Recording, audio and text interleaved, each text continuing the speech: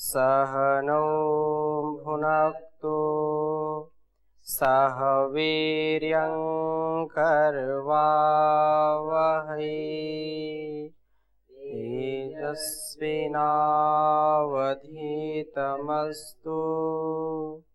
मा विद्विषावहै। ओम शांति शांति शांति।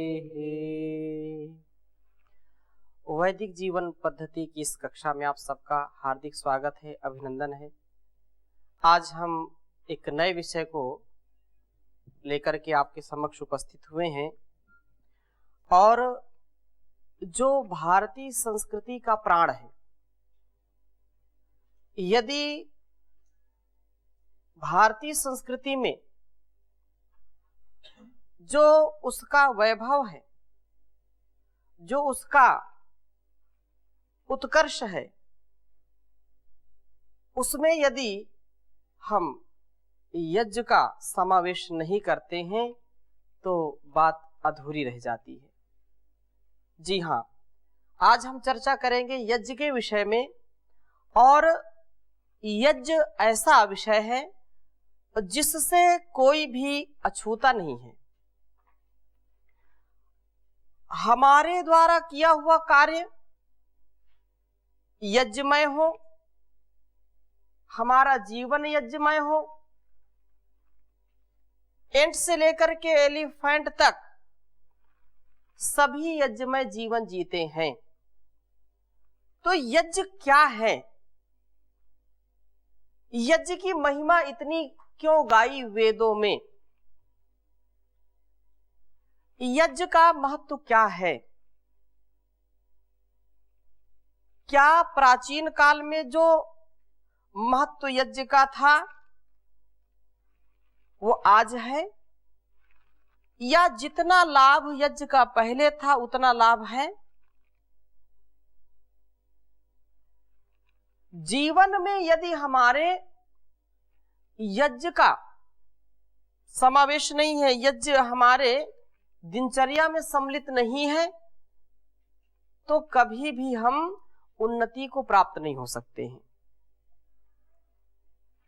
इसलिए हमको सर्वप्रथम यज्ञ क्या है उसको समझना चाहिए। यज्ञ केवल किसी पदार्थ को अग्नि में डाल देना ही नहीं है, वो भी है, लेकिन केवल वही नहीं है। इसलिए यहाँ की जो परंपरा है वह यदि समग्रता से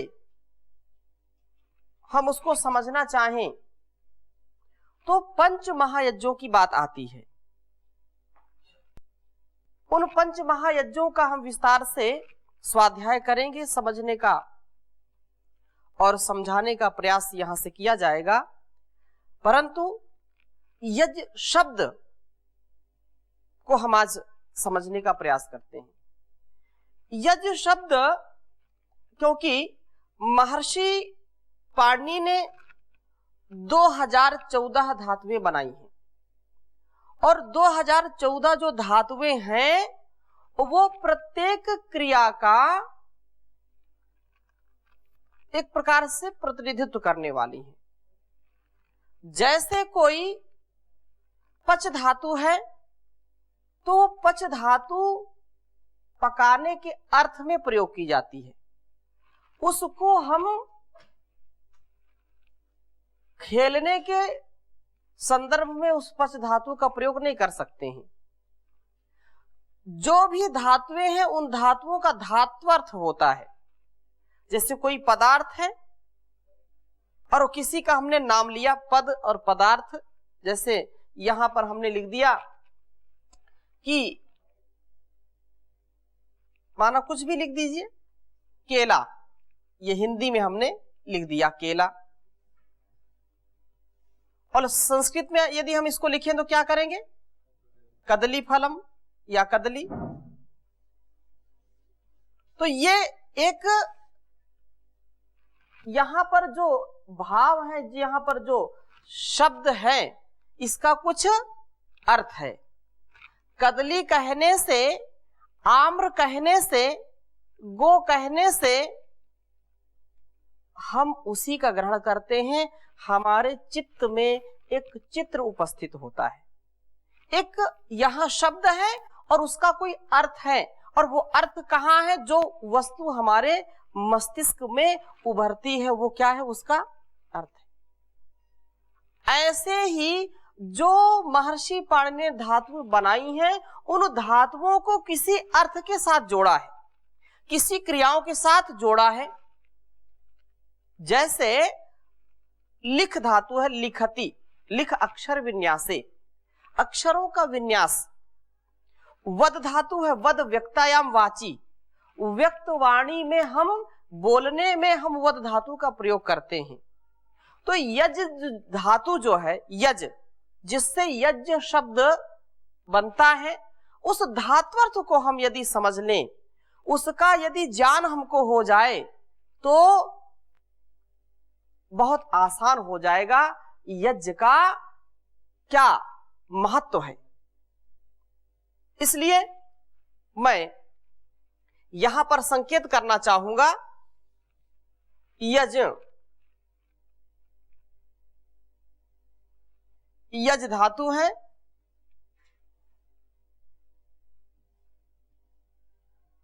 यज देव पूजा संगतिकरण। यज यदि अनुनासिक करें, यज ऐसे आएगा, यज, और उपदेश से जन्नासिक इत से ये लोप हो जाएगा तो यज बचेगा। यहां व्याकरण समझने वाले इसको समझते हैं। यज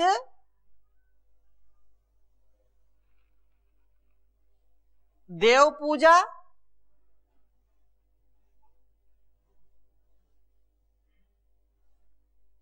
तीन अर्थों में यज धातु का प्रयोग करते हैं। देव पूजा, संगतिकरण, दानेशु। अर्थ क्या हुआ? यहां मूल में क्या है धातु? यज। क्या है ये? यज धातु है, और ये तीन अर्थों में प्रयोग की जाती है। पहला अर्थ क्या है? देव पूजा। दूसरा अर्थ क्या है? संगतिकरण। और तीसरा क्या है?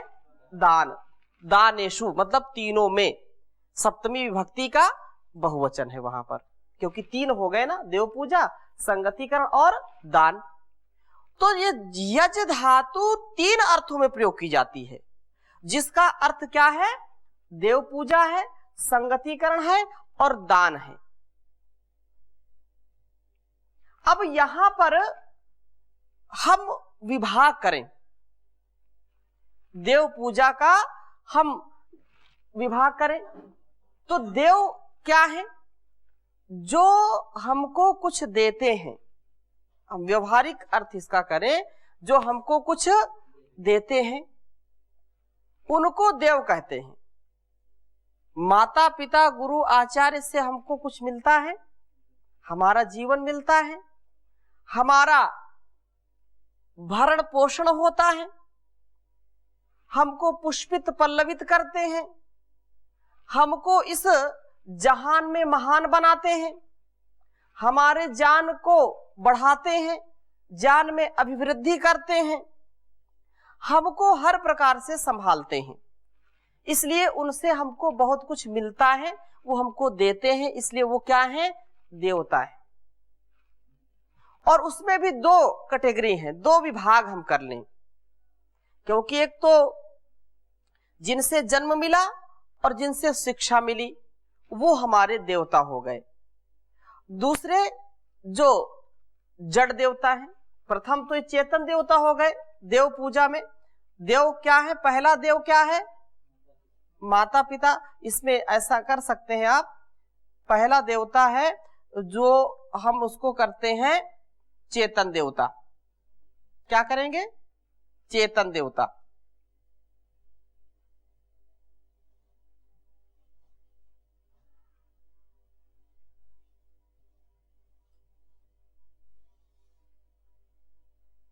और दूसरा क्या है? जड़ देवता।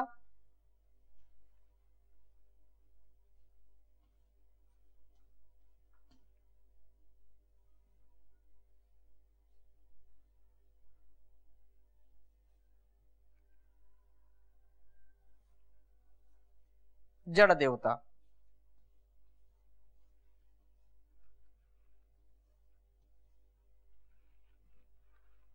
तो यहां चेतन देवता और जड़ देवता दो प्रकार के देवता होते हैं, और उसमें भी जो चेतन देवता में है उसमें क्या है, माता पिता गुरु आचार्य अतिथि,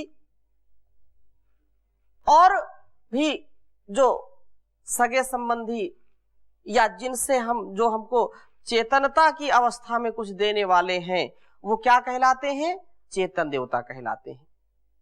और जो जड़ देवता हैं, सूर्य चंद्र पृथ्वी प्रकृति जो भी ये दिखाई पड़ता है, इससे हमारा अस्तित्व है कि नहीं। क्षित जल पावक गगन समीरा पंच तत्व से बना ये शरीर। तो ये शरीर को अस्तित्व में रखने वाले 5 देवता हैं। सूर्य अग्नि का स्वरूप है, चंद्र शीतलता, जल आदि जो कुछ भी है इनके प्रति पूजा का भाव रखना, इनके प्रति यथा योग्य सम्मान करना, ये क्या है, ये देव पूजा कहलाती है।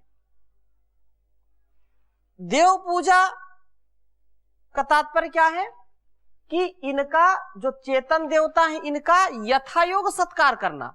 ध्यान दीजिए, जो चेतन देवता हैं, जो माता पिता गुरु आचार्य हैं, अतिथि हैं, या हमारा भरण पोषण करने वाले हैं, वो चेतन देवता हैं, और उनकी पूजा करना। पूजा करने का क्या तात्पर्य है जी, उनका यथा योग्य सम्मान करना, सत्कार करना। अब इसका चिंतन हम करें, क्या माता पिता गुरु आचार्य की हम पूरी निष्ठा से सेवा कर पाते हैं। वो काल ऐसा था कि जहां पर माता पिता ने एक बार कोई आज्ञा दे दी और उसको पूरे जीवन भर निभाना, अपनी कोई इच्छा नहीं रखना, और वो सफल जीवन माना जाता था। माता पिता की आज्ञा का कोई भी उल्लंघन करता नहीं था। लेकिन आज की स्थिति में क्या है, माता पिता यदि भूखे हैं प्यासे हैं और मुझको यदि कहीं किसी जो है पार्टी में जाना है, निमंत्रण में जाना है, दोस्त के पास जाना, मित्र के पास जाना है, तो उनको डांट फटकार करके चुप करा के बिठा देते हैं। सकारात्मक हम सोचें, लेकिन अधिकांश ये परिस्थितियां आज उत्पन्न हो गई हैं। इसीलिए घर में बहुत तोड़-फोड़ है, बहुत ज्यादा क्लेश है, सुख की स्थिति नहीं है, क्योंकि वहां पर सुमति नहीं है। कोई इधर जाएगा, कोई उधर जाएगा। 5 संतानें होने के बावजूद भी माता पिता की वृद्धावस्था में बड़ी दुर्गति देखी जाती है। क्या कारण है जी, क्योंकि ये जो हमारा यजनीय कार्य था उसको हम भूल गए, उसको हम भूल गए। इसलिए आज इतना दुख और क्लेश है। तो ये चेतन देवता का हम यथा योग सत्कार करें, वो क्या है, वो देव पूजा कहलाती है। इसलिए आगे इसके और विस्तार से हम चर्चा करेंगे। ये चेतन देवता के विषय में हो गया। उसको भोजन आच्छादन औषधि वस्त्र या जो कुछ भी हम भेंट दें वह उसके जीवन के लिए जो उपयोगी है, उसके लिए जो भी हमारे अंदर सत्कार की भावना है, ये वहां पर देव पूजा कहलाएगी। दूसरी बात, जो जड़ देवता है, जड़ देवता का यथायोग सत्कार कैसे किया जाता है। जड़ देवता का तात्पर्य यह है कि हम प्रदूषण ना करें, हम यथा सामर्थ्य वातावरण को दूषित होने से बचाएं, जल प्रदूषण से, वायु प्रदूषण से और ध्वनि प्रदूषण से, अनेक प्रकार के जो प्रदूषण हैं उनसे हम बचें। अच्छा, प्राचीन काल में जो स्थितियां थी, क्या वो आविष्कार नहीं जानते थे, आविष्कारक नहीं थे? बड़े बड़े आविष्कारक हुए, लेकिन आज जैसा चारों ओर जो प्रदूषण है उसमें क्या समस्या है कि हमारा जो भाव जड़ देवता वाला है वो चला गया है। जड़ देवता केवल मूर्ति बना करके उसकी पूजा करना, उसमें हलवा जो है चढ़ाना, फल चढ़ाना, ठीक है, हम उसका अतिक्रमण नहीं करते, हम उसका सम्मान करते हैं। भाव के साथ यदि कोई करता है, उसको उससे शांति मिलती है, उससे उसको आनंद मिलता है, करना चाहिए। परंतु कहने का आशय ये है कि यदि हम जहां पर जो चीज देनी है, जहां पर जो चीज करनी है, उससे यदि विमुख होते हैं तो हमारा यजनीय जीवन हो नहीं सकता है। इसलिए यथा योग की बात कही है, यथा योग सत्कार करना। सूर्य, चंद्र या जो भी ग्रह नक्षत्र है हमारे जीवन के लिए जो उपयोगी हैं, इस धारा के लिए जो उपयोगी हैं, उनसे हम निरंतर ऊर्जा लेते हैं और बदले में क्या देते हैं? कुछ देते हैं क्या? केवल प्रदूषण देते हैं। चारों जो है आठों प्रहर, चारों दिशाओं में व्यक्ति केवल प्रदूषण ही छोड़ता है। पूरे शरीर से उसका केवल मल ही निकलता है। कुछ ऐसी चीज निकलती है क्या जो वातावरण को बढ़िया कर दे? कोई है? नहीं है। चाहे नासिका हो, चाहे मुख हो या नौ द्वार हो, गंदगी ही निकलती है। हम देते क्या है? प्रकृति के लिए क्या देते हैं? प्रकृति से सब कुछ लेते ही लेते हैं, देते कुछ नहीं है। इसलिए ऋषियों ने यज्ञ का विधान किया है। यज्ञ को हम समझें, जो चेतन देवता हैं और जो जड़ देवता हैं उनके विषय में हम निर्भ्रांत होकर के अपने सामर्थ्य के अनुसार जो भी उनकी समृद्धि के लिए, उनके उत्कर्ष के लिए, अब जैसे प्रकृति के लिए हम भोजन बना करके रखें, तो प्रकृति तो भोजन भी प्रकृति के रूप में ही है। भाई जो भूखा है उसको भोजन की आवश्यकता है ना। जहां पर हम यज्ञ करते हैं, क्योंकि यज्ञ की जो पावन परंपरा है उसमें 5 महायज्ञों की परंपरा है, और उन 5 महायज्ञों में व्यक्ति यदि पूरे श्रद्धा के साथ, पूरी भक्ति के साथ उनका निर्वहन करता है तो निश्चित रूप से वह यजनीय जीवन अपना बना लेता है। तो जड़ देवता या चेतन देवता के विषय में हमको ये हमेशा इस बात का ध्यान रखना चाहिए कि मैं जो कुछ कर रहा हूं ये हानिकारक तो नहीं है, ये इससे देवताओं की हानि तो नहीं है। हम कभी ऐसा सोचते नहीं हैं, जबकि ऐसा सोचना चाहिए। हमारे ऋषियों ने बैलगाड़ी की या ऐसे गाड़ियों का आविष्कार किया, वो और भी चाहते तो कर सकते थे, लेकिन नहीं किया। यदि किया तो पुष्पक विमान आदि का आविष्कार किया, कोई प्रदूषण नहीं होता था। लेकिन आज चारों ओर, ऊपर भी, नीचे भी, जल में भी, थल में भी, हर स्थान पर प्रदूषण ही प्रदूषण है। इन प्रदूषणों से ऊपर उठने का क्या उपाय है? तो यही यज्ञ विज्ञान है। इस यज्ञ विज्ञान को हमको समझना चाहिए और तदनुसार अपना आचरण करना चाहिए। दूसरी बात संगतिकरण की है। तो संगतिकरण का तात्पर्य क्या है? तादात्म्य, एक ही भाव, समरसता, सौहार्द्य, परस्परता। जहां परस्परता नहीं है, जहां पर सौहार्द नहीं है, जहां पर मिलनसार लोग नहीं हैं, किसी भी शब्द को हम चुन ले, समझ ले, संगति जहां पर नहीं है, जहां पर एक दूसरे का सम्मान नहीं है, एक दूसरे के प्रति जहां पर जो है ईर्ष्या द्वेष की भावना है, वहां पर यज्ञ नहीं हो सकता है। वहां तो विपरीत काम होगा। हमारे वाणी व्यवहार में भी परस्पर यज्ञ चलता रहता है, और जहां पर हमारी चूक होती है, जहां पर हमारा गुण कर्म स्वभाव दूषित होता है, वहां पर यज्ञ ध्वस्त हो जाता है। यज्ञ में जीवन हमारा नहीं रह पाता है।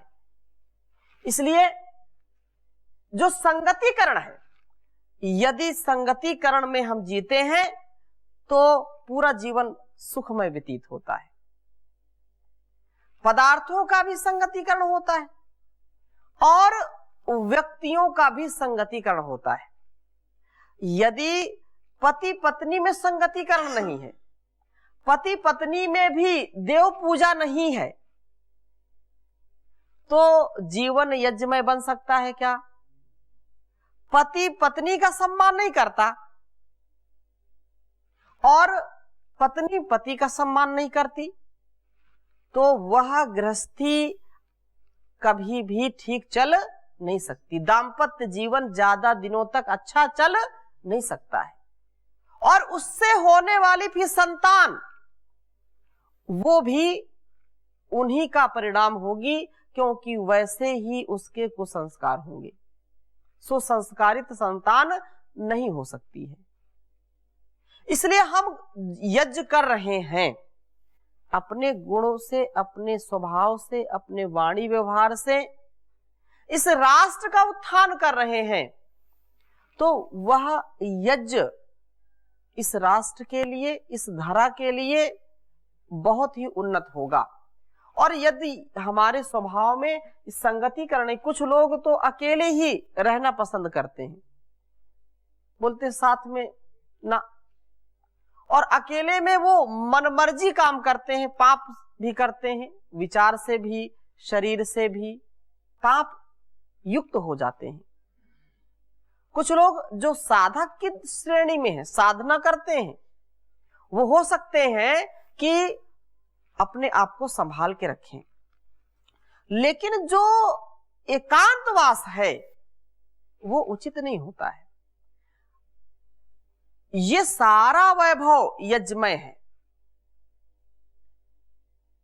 छोटे से जीव से लेकर के बड़े जीव तक, छोटे से अणु परमाणु से लेकर के विशाल गृह नक्षत्र तक, ये सब क्या है? यजनीय है।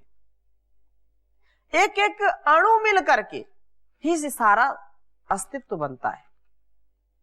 ये पूरा जो भवन है, ये एक एक ईंट मिल करके ही इतना बड़ा रूप बना सकती है। यदि इनमें परस्परता ना हो, इनमें स्वीकार्यता ना हो, इनमें जुड़ने का भाव ना हो, तो क्या महल बन सकते हैं? ईंट बोले कि मैं तो अलग हूं, जो उसमें गारा लगता है, सीमेंट लगती है, वो बोले मैं तो अलग हूं।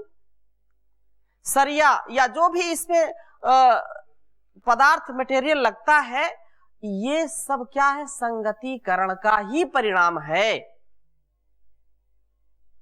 छोटे से आप वस्तु से आप इसकी गिनती शुरू करिए, छोटे से वस्तु से। वो छोटी वस्तु किसी भी रूप में हो सकती है। अब आप देखिए, कोई कारीगर मेज बनाता है, तो मेज में भी अनेक उसके पार्ट होते हैं, उसको जोड़ते हैं, और वो जुड़े नहीं, ना, मैं अलग तो कभी बनेगा नहीं बनेगा। वस्त्र है, वस्त्र कैसे बनता है? एक एक धागे से। इस संगतिकरण का परिणाम है। हम समझने के लिए तो इतना बोल सकते हैं, सारा विश्व क्या है? संगतिकरण का परिणाम है। सारा परिवार क्या है? संगतिकरण का परिणाम है। यदि पति पत्नी में संगतिकरण ना हो, एक दूसरे का सम्मान और परस्परता मिलनसारता ना हो, तो क्या संतान उत्पन्न होगी? नहीं हो सकती। दूसरी बात, जो क्योंकि मैं आज केवल भूमिका के रूप में बातों का संकेत कर रहा हूं, इन बिंदुओं पर विशद चर्चा हम आगे करेंगे। संगतिकरण से ही सारा चलता है। दानेशु, जो दान है, तो दान का तात्पर्य क्या है? देते हैं, जो दिया जाए वो क्या है? दान है। और यदि दान देने की प्रवृत्ति ना हो तो यज्ञ कभी संपन्न होगा क्या? नहीं हो सकता। दान देने की प्रवृत्ति से ही यज्ञ संपन्न होता है। अतः जीवन में दान देना चाहिए।